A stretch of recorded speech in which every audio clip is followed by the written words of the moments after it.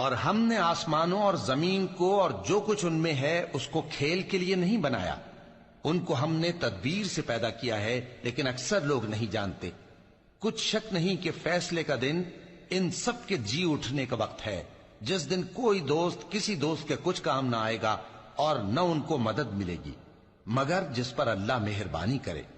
بے شک وہی غالب ہے، بڑا مہربان ہے۔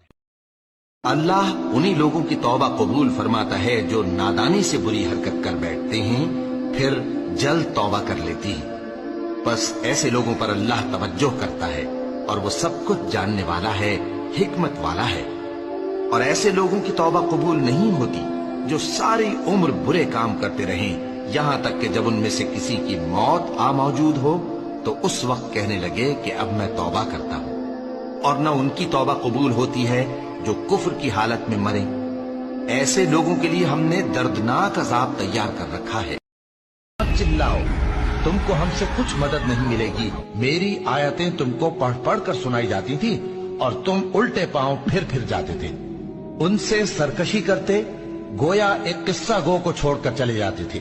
کیا انہوں نے اس کلام میں غور نہیں کیا، یا ان کے پاس کوئی ایسی چیز آئی ہے جو ان کے اگلے باپ دادوں کے پاس نہیں آئی تھی، یا یہ اپنے پیغمبر کو جانتے پہچانتے نہیں اس وجہ سے ان کو نہیں مانتے؟ کیا یہ کہتے ہیں کہ اسے جنون ہے؟ نہیں، بلکہ وہ ان کے پاس حق کو لے کر آئے ہیں اور ان میں سے اکثر حق کو ناپسند کرتے ہیں۔ اور جس وقت سود پھونکا جائے گا یہ قبروں سے نکل کر اپنے پروردگار کی طرف دوڑ پڑیں گے، کہیں گے ہائے بربادی، ہمیں ہماری خوابگاہوں سے کس نے جگہ اٹھایا۔ یہ وہی تو ہے جس کا رحمان نے وعدہ کیا تھا اور پیغمبروں نے سچ کہا تھا۔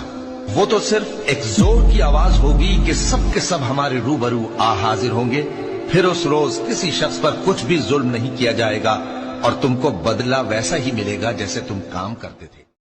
اور ہم قیامت کے دن انصاف کی ترازو کھڑی کریں گے تو کسی شخص کی ذرا بھی حق تلفی نہ کی جائے گی، اور اگر رائی کے دانے کے برابر بھی کسی کا عمل ہوگا تو ہم اس کو لا موجود کریں گے اور ہم حساب کرنے کو کافی ہیں۔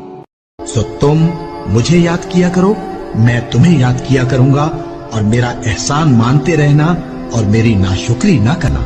اے ایمان والو، صبر اور نماز سے مدد لیا کرو، بے شک اللہ صبر کرنے والوں کے ساتھ ہے۔ تمہارا پروردگار تو اللہ ہی ہے جس نے آسمان اور زمین 6 دن میں بنائے، پھر عرش پر جلوہ افروز ہوا۔ وہی ہر ایک کام کا انتظام کرتا ہے، کوئی اس کے پاس اس کی اجازت حاصل کیے بغیر کسی کی سفارش نہیں کر سکتا۔ یہی اللہ تمہارا پروردگار ہے، تو اسی کی عبادت کرو، بھلا تم غور کیوں نہیں کرو؟